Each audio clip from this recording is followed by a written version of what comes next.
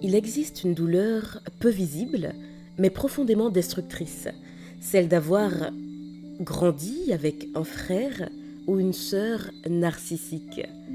Dans les familles où règne un parent narcissique, rien n'est rien n'est jamais simple, car ce parent ne veut personne d'autre au centre de la scène, ni votre frère, ni votre sœur, ni vous, mais seulement lui.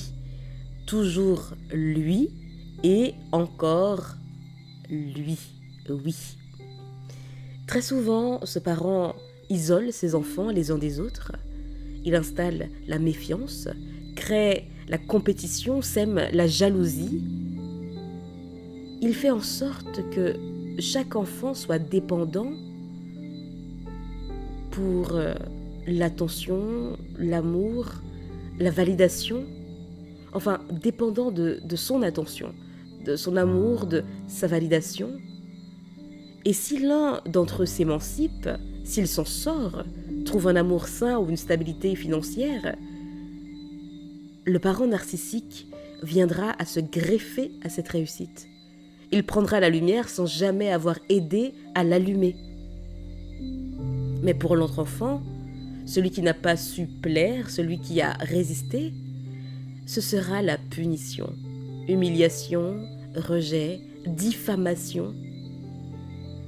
Et les frères et sœurs, souvent, suivront le parent.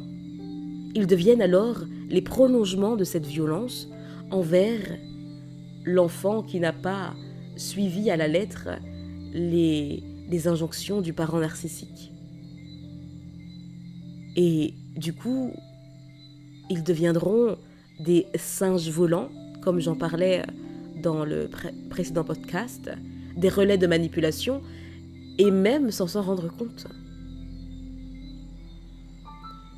Avoir un frère ou une sœur narcissique, c'est vivre dans une guerre froide constante. C'est ne plus pouvoir leur faire confiance, puisqu'ils mentent, ils déforment la vérité, ils vous font douter de votre propre perception des choses. Ah mais non, ça s'est pas passé comme ça. Ah mais non, c'est parce que tu as vécu. Ah mais non, c'est parce que tu as ressenti. Ils utilisent vos rêves, vos faiblesses, vos confidences contre vous. Ils sèment la confusion, ils vous culpabilisent, ils vous isolent eux aussi. Et parfois, ils volent votre argent, vos idées, vos amis, votre paix. Alors, la question maintenant, c'est, une fois qu'on a identifié le problème, comment s'en protéger? Comment survivre à un frère ou à une sœur narcissique? Eh bien, cher ami, il y a une vérité difficile à accepter. C'est que vous ne pouvez pas les changer. Vous ne pouvez pas les sauver. Et surtout, vous ne pouvez pas leur faire confiance, quels que soient les sourires qu'ils vous lanceront, quelles que soient les invitations qu'ils vous feront pour vous ouvrir à eux, vous confier, alléger vos peines. Non, non, non, non, non, ne tombez pas dans ce piège. Vous devez vous détacher émotionnellement, fixer des limites strictes, ne pas leur donner d'informations personnelles, ne jamais les confronter dans la colère, parce que ce sont des domaines dans lesquels ils excellent. Le chaos, ils vivent par, pour et dans le chaos. Et puis, si nécessaire, rompre le contact. Beaucoup pensent que couper les ponts avec sa famille est une chose impensable, que ça ne se fait pas. Mais dites-vous bien ceci, ce n'est pas trahir sa famille que de se protéger de la violence. C'est un acte de survie. Si vous venez d'une telle fratrie, souvenez-vous d'une chose. Ce n'est pas vous le problème. Vous n'êtes pas fou, vous n'êtes pas folle, ni trop sensible, ni trop égoïste. Égoïsme, un terme qu'ils ont constamment dans leur bouche à partir du moment où vous décidez de prendre soin de vous. Vous êtes simplement quelqu'un qui a refusé de jouer à un jeu destructeur.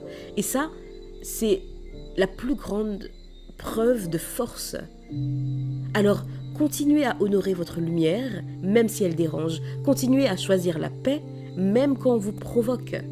Continuez à guérir, même si personne ne comprend votre combat.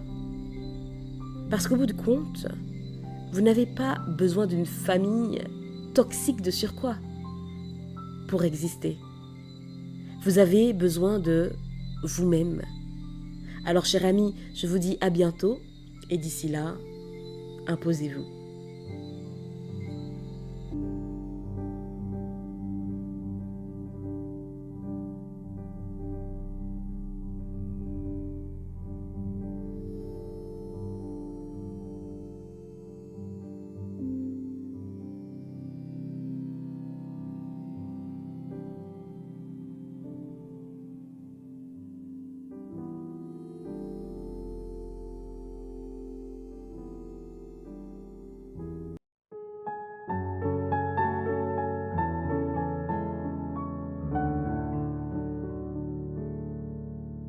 Ah oui.